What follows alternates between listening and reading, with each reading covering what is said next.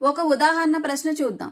0 = x² + 6x + 3 సమీకరణాన్ని పరిష్కరించండి. సాధన చూద్దాం. ముందుగా ఈ సమీకరణాన్ని కారణాంకాలు ఉపయోగించి చేయగలమా అని చూద్దాం. అంటే ఏంటి? ఇక్కడ మనకి a × b చేస్తే ఎంత రావాలి? 3. అలాగే a + b చేస్తే ఎంత రావాలి? మధ్య పదమైన 6 రావాలి. అలా ఏమైనా ఉన్నాయేమో అని చూద్దాం. ఇక్కడ మీరు చూసినట్లయితే 1 × 3 ఏమవుతుంది? 3. అంటే మనకి a × b ఎంత వచ్చింది?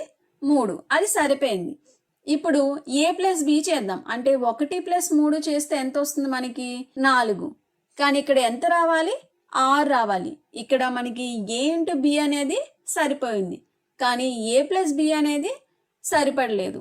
అంటే దీన్ని మనం కారణాంకాల పద్ధతిలో చేయలేము, ఎందుకంటే ఇక్కడ సరైన కారణాంకాలు లేవు కాబట్టి. అందువల్ల మనము ఏం చేస్తాము? వర్గమును పూర్తి చేయ పద్ధతిని ఉపయోగించి ఈ సమీకరణాన్ని పరిష్కరిద్దాం. దానికోసం మనం ఏం చేయాలి? ఈ x² + 6xని సంపూర్ణ వర్గంగా మార్చాలి. ఈ విధంగా సంపూర్ణ వర్గంగా మార్చాలి అంటే మనకి ఇక్కడ ఏమేం పదాలు ఉన్నాయి? x² + 2ax ఉంది. ఇంకా మనకి ఏం కావాలి? +a² కావాలి. ఇక్కడ చూసినట్లయితే x² + 6x అని ఉంది. ఈ 6x అనేది దేనికి సమానం? 2ax. కాబట్టి a కావాలంటే ఏం చేయాలి? 6ని 2తో భాగించాలి. అంటే అప్పుడు ఏమవుతుంది? a విలువ 3. కాబట్టి a² విలువ ఎంత అయింది మనకి? 9 అవుతుంది. ఇక్కడ మనం 9ని కలిపాం కాబట్టి 9ని తీసివేయాలి. అప్పుడే సమీకరణం విలువ అనేది మారదు. +9 చేసాం కాబట్టి ఏం చేయాలి? -9 కూడా చేయాలి. ఇప్పుడు ఇది మనకి ఏ రూపంలో ఉంది? a² + 2ab + b². అంటే ఇది దేనికి సమానం? = a + b² ఈ సూత్రాన్ని ఉపయోగించి పోల్చినప్పుడు సమీకరణం ఏ విధంగా మారుతుంది?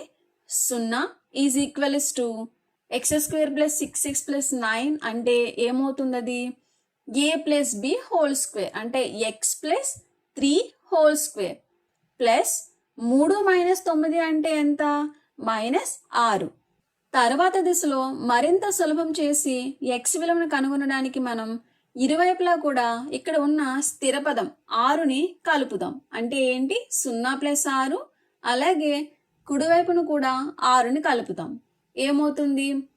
0 + 6 అంటే 6 = x + 3² ఇక్కడ -6 + 6 అంటే ఎంత?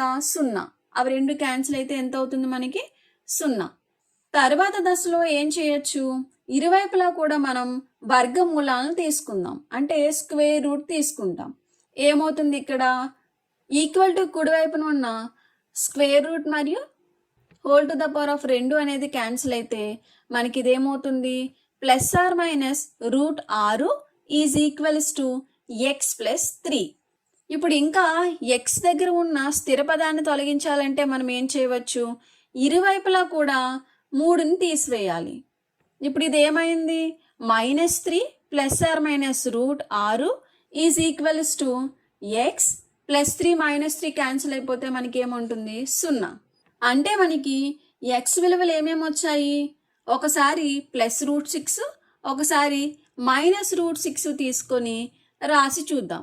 అంటే x = -3 +√6 లేదా x = -3 - √6.